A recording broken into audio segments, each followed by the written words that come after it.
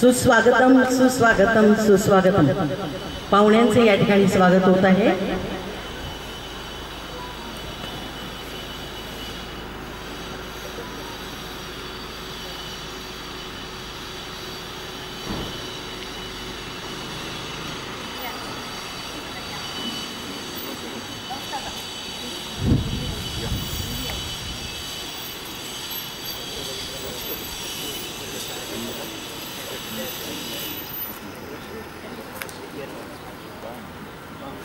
सुस्वागतम सुस्वागतम सुस्वागतम।